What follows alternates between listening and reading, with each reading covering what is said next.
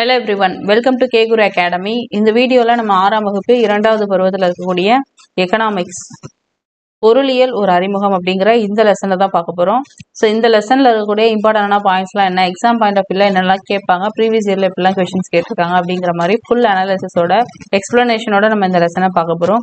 So இந்த வீடியோவை முழுமையாக பாருங்கள். அண்ட் இதுக்கு முன்னாடி நம்ம சேனலோட ப்ரீவியஸ் வீடியோஸ்லாம் பார்க்கல அப்படின்னா கண்டிப்பாக கோ த்ரூ பண்ணுங்கள், யூஸ்ஃபுல்லாக இருக்கும். அண்ட் இந்த லெசனை வந்து நீங்கள் ஃபுல்லாக படிக்கணும்னு கூட அவசியம் இல்லை. இதில் அங்கங்கே பாக்ஸ் போட்டு சில இம்பார்ட்டண்டான பாயிண்ட்ஸ் இருக்குது, அதை மட்டும் படித்தாவே போதும். யூஸ்வலாக எக்கனாமிக்ஸை பொறுத்த வரைக்கும் நம்ம 10th 11th 12th அங்கே இருக்கக்கூடிய கருத்துக்கள்லாம் அதிக இம்பார்ட்டன்ஸ் கொடுத்து படிப்பீங்க. ஆனால் நம்ம சின்ன கிளாஸில் இருக்கிறதையும் படிக்கணும். ஏன்னா இதில் வந்து கொஷின்ஸ் வந்து 1 or 2 கொஷின்ஸ் கேட்பாங்க. ஸோ அதை வந்து கேட்கும்பொழுது நீங்கள் அதை மிஸ் பண்ணிடக்கூடாது இல்லையா? அதனால அந்த லெசனை வந்து படிக்கிறது மூலமாக அந்த 1-2 கொஷினை கூட மிஸ் பண்ணாமல் உங்களால் மார்க் வாங்க முடியும். சரி, இப்போ இந்த பொருளியல் ஒரு அறிமுகம் அப்படிங்கிற இந்த லெசனை நம்ம வந்து டீட்டெயிலாக பார்க்கலாம். உங்ககிட்ட ஸ்கூல் புக் இருக்குது அப்படின்னா ஸ்கூல் புக் எடுத்துகிட்டு நான் சொல்லக்கூடிய இம்பார்ட்டண்டான பாயிண்ட்ஸ் எல்லாத்தையும் நோட் பண்ணுங்கள். இல்லை அப்படின்னா ஓனாக நோட்ஸ் எடுங்க. ஓன் நோட்ஸ் எப்பொழுதுமே கூடுதல் ப்ராஃபிட் தரும், அது கூடுதல் பலனை உங்களுக்கு உங்களோட ஸ்டடீஸில் தரும். ஓகேவா? சரி, இப்போ நம்ம வந்துட்டு இது ஒரு கான்வர்சேஷனாக கொடுத்துருப்பாங்க. ஸோ அதை எல்லாத்தையும் ஸ்கிப் பண்ணிக்கலாம். அப்படியே நம்ம இம்பார்ட்டண்டான பாயிண்ட்ஸை மட்டும் சொல்கிறேன், அதை மட்டும் நோட் பண்ணிட்டு படிச்சுக்கோங்க. ஓகேவா? ஃபஸ்ட்டு 2 பேஜஸ் ஸ்கிப் பண்ணிவிடுங்க, இந்த பேஜுக்கு வந்துடுங்க. ஓகேவா? இந்த இது நோட் பண்ணிக்கோங்க. இது ஜஸ்ட் கான்செப்ட் வைஸ் புரிஞ்சுக்கோங்க. ஓகேவா? கிராமங்களில் பொறுத்த வரைக்கும் வாரம் அல்லது மாதம் ஒரு முறை பொதுவான ஒரு இடத்துல குறிப்பிட்ட நேரத்திற்கு மக்களுடைய தேவைக்கு ஏற்ற மாதிரி குறிப்பிட்ட பொருள்களை ஒருங்கிணைத்து விற்பனை செய்யக்கூடிய ஒரு இடம் தான் என்னது? சந்தை அப்படிங்கிறது. ஓகேவா? அதாவது கிராமத்தை பொறுத்த வரைக்கும் கிராமங்களில் வாழக்கூடிய நபர்களுக்கு தெரிஞ்சிருக்கும், அல்லது விடுமுறை நாட்களில் கிராமங்களுக்கு சுற்றுப்பயணம் மேற்கொள்றவங்களுக்கு தெரிஞ்சிருக்கும். கிராமத்தில் வாரத்துக்கு ஒரு தடவை அல்லது 2 தடவை என்ன பண்ணுவாங்க அப்படின்னா சந்தை போடுவாங்க. அது பொதுவாக திங்கக்கிழமை, வியாழக்கிழமை, அந்த மாதிரி ஒவ்வொரு கிழமைகளில் அவங்க என்ன பண்ணுவாங்க, ஒவ்வொரு ஊர்களில் இந்த மாதிரி சந்தை அப்படிங்கிறது போடுவாங்க. அது எப்படி இருக்கும் அப்படின்னா, அந்த பகுதியில் இருக்கக்கூடிய அந்த விளையக்கூடிய பொருட்கள் இருக்கு இல்லையா, அது எல்லாத்தையும் எடுத்துட்டு வந்து அந்த சந்தையில விற்பனை செய்வாங்க. அப்ப யாருக்கு தேவையோ அவங்க அந்த சந்தையில போய் அந்த பொருட்களை பணம் கொடுத்து வாங்கிப்பாங்க. ஸோ அப்படிதான் இப்போ உள்ள நடைமுறை இருக்கு. ஓகே, ஸோ அதுதான் கொடுத்துருக்காங்க. கிராமங்களை பொறுத்த வரைக்கும் வாரம் அல்லது மாதம் ஒரு முறை பொதுவான ஒரு இடம், அந்த சந்தை பார்த்தீங்கன்னா பொதுவான ஒரு இடமா தான் இருக்கும். குறிப்பிட்ட நேரம், அந்த பர்டிகுலர் டைமிங்ல தான் இருக்கும், பர்டிகுலர் நாளில் தான் இருக்கும், எல்லா நாளும் இருக்காது. மக்களுடைய தேவைக்கு ஏற்ற மாதிரி பொருட்களை ஒருங்கிணைச்சு அந்த இடத்துல விற்பனை செய்யறாங்க. இதை தான் நம்ம என்னன்னு சொல்றோம்? சந்தை அப்படின்னு சொல்றோம். ஓகே, அடுத்தது பாருங்க, நுகர்வு பண்டங்களை பத்தி பார்க்க போறோம். நுகர்வு பண்டங்கள் அப்படின்னா என்னன்னா, அன்றாட தேவைகளை பூர்த்தி செய்ய மக்கள் வந்து அங்காடினா என்ன, கடைகள், அங்காடிகள்ல இருந்து வாங்கி பயன்படுத்தக்கூடிய பொருட்கள் வந்து நுகர்வு பண்டங்கள் அப்படின்னு சொல்றோம். கடைகள்ல இருந்து நம்ம பேசிக்கா என்னென்ன தேவை, டே டு டே லைஃபுக்கு நமக்கு தேவைப்படுற திங்ஸை வாங்குறோம் இல்லையா, அது எல்லாமே என்னது? நுகர்வு பண்டங்கள் அப்படின்னு சொல்றோம். உதாரணத்துக்கு அரிசி, துணி, மிதிவண்டி, நம்ம எதை வேணாலும் சொல்லலாம். உதாரணத்துக்கு ஒரு பேனா, நோட்டு, இல்லை ஒரு car, what ever it is, நம்ம என்ன வாங்கினாலும் சரி, அதெல்லாம் என்னது? நுகர்வு பண்டங்கள். ஓகே, சேமிப்பு என்பது கையில் கிடைக்கக்கூடிய வருமானத்தில் நுகர்வு செலவு செய்தது போக எதிர்கால தேவைக்காக ஒதுக்கப்படக்கூடிய ஒரு தொகை, இது சேமிப்பு.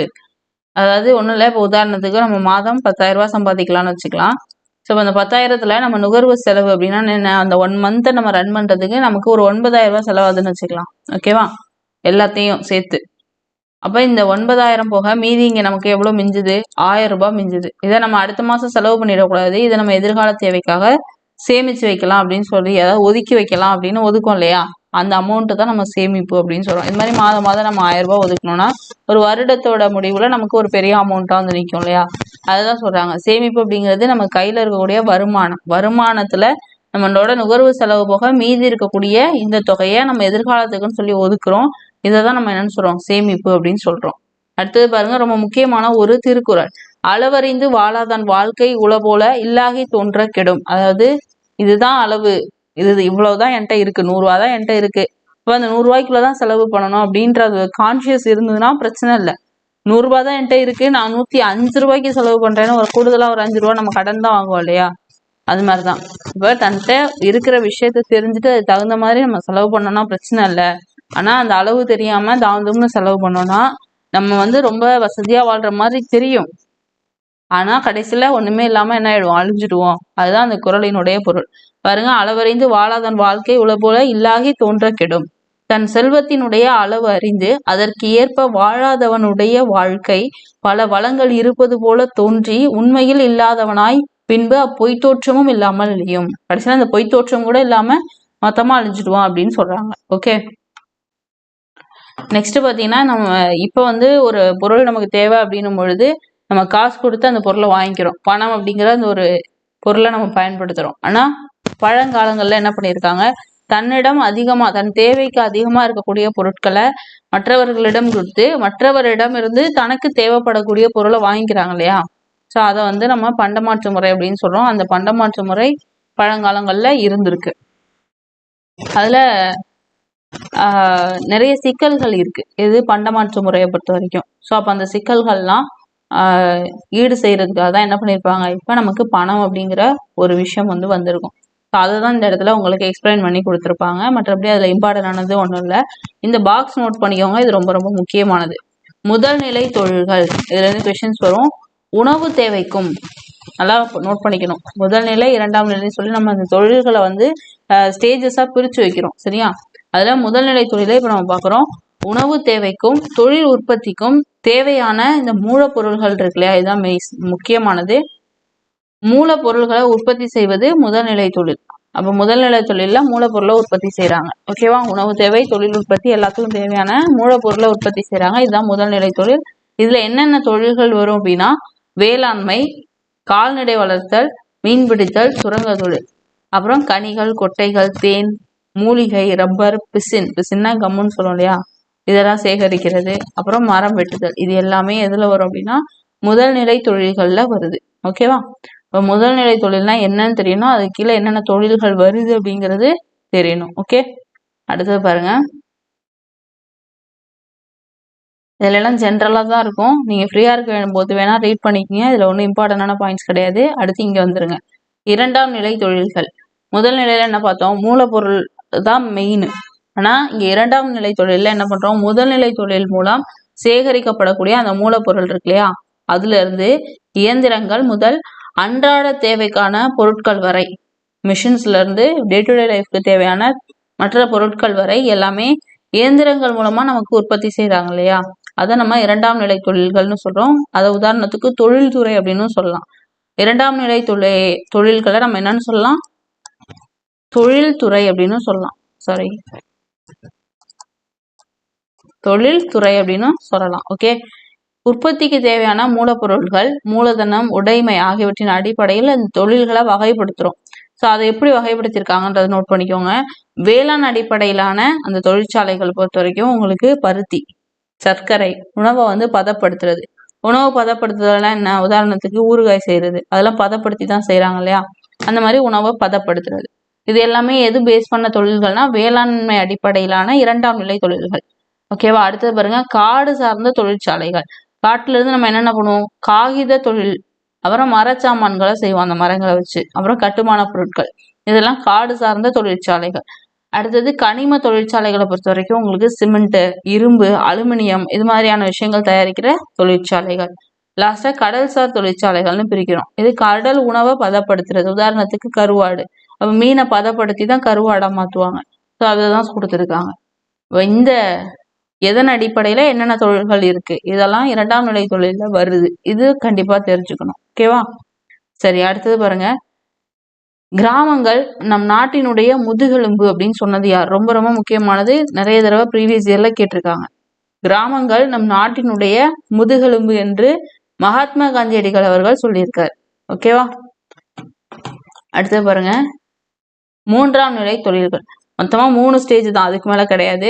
மூன்றாம் நிலை தொழில்களை பொறுத்த வரைக்கும் உங்களுக்கு மேல ஃபர்ஸ்ட் நம்ம என்ன பண்ணோம், மூலப்பொருள் தான் ஃபர்ஸ்ட் ஸ்டேஜ்ல இது பண்ணாங்க. செகண்ட் ஸ்டேஜ்ல அந்த மூலப்பொருளை வச்சு மற்ற பொருளை தயாரிச்சாங்க. தேர்ட் ஸ்டேஜை பொறுத்த வரைக்கும் நமக்கு சர்வீஸ் செக்டார்ஸ் சொல்லலாம். ஓகேவா, முன்னர் கூறிய 2 நிலைகளில் குறிப்பாக தொழில்துறையில் பொருள்களை உற்பத்தி செய்வதற்கும் உற்பத்தி பொருட்களை தேவையான மக்களுக்கு கொண்டு சேர்ப்பதற்கும் தேவையான சேவைகளை வழங்குவதால் இதை வந்து நம்ம சேவை துறை தொழில்கள் அப்படின்னு சொல்றோம். ஓகேவா, ரொம்ப முக்கியமானது. சேவைத்துறை தொழில்கள்.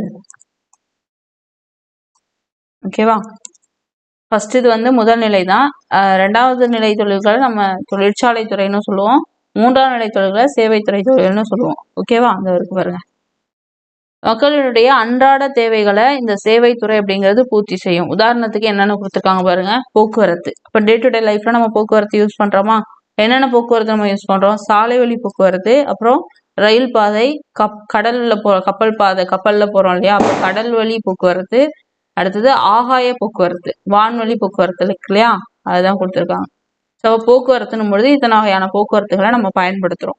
அடுத்தது தொலைத்தொடர்புன்னும் பொழுது அஞ்சல், தொலைபேசி, தகவல் தொழில்நுட்பம், இதெல்லாம் தொலைத்தொடர்புக்கு வரும். வர்த்தகத்தை பொறுத்த வரைக்கும் பொருள்களை கொள்முதல் செய்தல், அப்புறம் அந்த கொள்முதல் செய்த பொருட்களை விற்பனை செய்தல், இது வர்த்தகம். லாஸ்டா வங்கியை பொறுத்த வரைக்கும் பணப்பரிமாற்றம், அப்புறம் வங்கிக்கான சேவைகள், இதெல்லாம் பார்த்தீங்கன்னா உங்களுக்கு தேர்ட் ஸ்டேஜ், 3ஆம் நிலை தொழில்கள்ல வரும். ஸோ அப்போ இந்த முதல் நிலை தொழில், 2ஆம் நிலை தொழில், 3ஆம் நிலை தொழில், இதுதான் ரொம்ப ரொம்ப முக்கியமானது இந்த லெசன்ல. கரெக்டா அதை நீங்க டிஃபரன்ஷியேட் பண்ணி படிச்சுக்கணும். ஓகேவா? நெக்ஸ்ட் பாருங்க, ரொம்ப முக்கியமானது. உலக மக்கள் தொகையில, நம்மளுடைய உலக மக்கள் தொகையில 50% அதிகமான மக்கள் நகரங்கள்ல வாழ்றாங்க, அதாவது சிட்டிஸ்ல வாழ்றாங்க. ஓகேவா? நம்ம தமிழ்நாட்டுல 47% மக்கள் நகரங்கள்ல வாழ்றாங்க. இப்ப இது நோட் பண்ணிக்கணும். என்னது? உலக அளவுல உங்களுக்கு பாத்தீங்கன்னா 50%. இதுவே வந்து நம்ம தமிழ்நாட்டுல மட்டும் பாத்தீங்கன்னா 47%. ஓகேவா? கிராமங்களை விட பாத்தீங்கன்னா நகரங்கள்ல தான் உங்களுக்கு வேலை வாய்ப்பு அதிகமா இருக்கும். காரணம் பாத்தீங்கன்னா சிறு தொழில் செய்யறவங்கல இருந்து அமைப்பு சாரா தொழிலாளர்கள் இருப்பாங்க இல்லையா, அவங்க எல்லாரும் நகரங்கள்ல அதிகமா இருப்பாங்க. இது கூற்று காரணத்துல கேட்கலாம். ஓகே, நம்மளுடைய தமிழ்நாடு பாத்தீங்கன்னா உற்பத்தி தொழில், அப்புறம் சேவை தொழில்ல சிறந்து விளங்கக்கூடிய மாநிலமா இருக்கு. இது ரொம்ப முக்கியமானது, நோட் பண்ணிக்கோங்க. நெக்ஸ்ட்,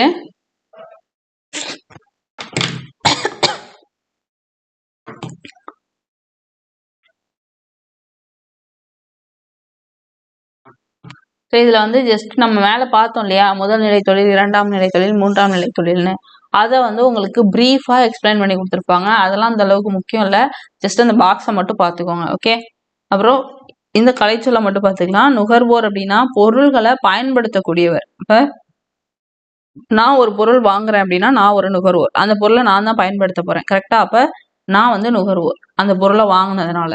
அடுத்தது குடியிருப்புகள் அப்படின்னா மனிதர்கள் வாழக்கூடிய இடம், இது நமக்கு தெரிஞ்சதுதான். ஓகே, அவ்வளவுதான் இதுல இருக்கு. இதுல இருந்து இப்ப உங்களுக்கு சும்மா ஒரு 2 கொஸ்டின் கேட்கிறேன், அதுக்கு ஆன்சர் தெரியுதான்னு பாருங்க. தெரியும் அப்படின்னா அதை கமெண்ட்ஸ்ல சொல்லுங்க. ஓகேவா? ஃபர்ஸ்ட் கொஸ்டின், கிராமங்கள் தான் இந்தியாவின் முதுகெலும்பு அப்படின்னு சொன்ன நபர் யார்? அடுத்து செகண்ட் கொஸ்டின், நம்ம 3ஆம் நிலை தொழில்களோட வேறு பெயர் என்ன? அல்டர்னேட்டிவ் நேம் சொன்னோம் இல்லையா, 3ஆம் நிலை தொழில்களுக்கு வேறு பெயர் என்ன? ஓகே, இந்த 2 கொஸ்டினுக்கு ஆன்சர் தெரியும் அப்படின்னா கமெண்ட்ஸ்ல சொல்லுங்க. கண்டிப்பா இந்த வீடியோ உங்களுக்கு பயனுள்ளதா இருந்திருக்கும்னு நம்புறேன். அண்ட் இந்த வீடியோ பார்க்கறது மூலமா இந்த லெசன்ல இருக்கக்கூடிய இம்பார்ட்டன்டான பாயிண்ட்ஸை நீங்க தெரிஞ்சிருப்பீங்க. அடிக்கடி இதுல இருக்கக்கூடிய இம்பார்ட்டன்டான பாயிண்ட்ஸை ரிவைஸ் பண்ணுங்க, அதான் ரொம்ப முக்கியமானது. அண்ட் இது மாதிரி வேறொரு தகவல்ல உங்களை சந்திக்கும் வரை உங்களிடமிருந்து விடைபெறுவது கமலி ஃப்ரம் கேகுரு அகாடமி. தேங்க்யூ.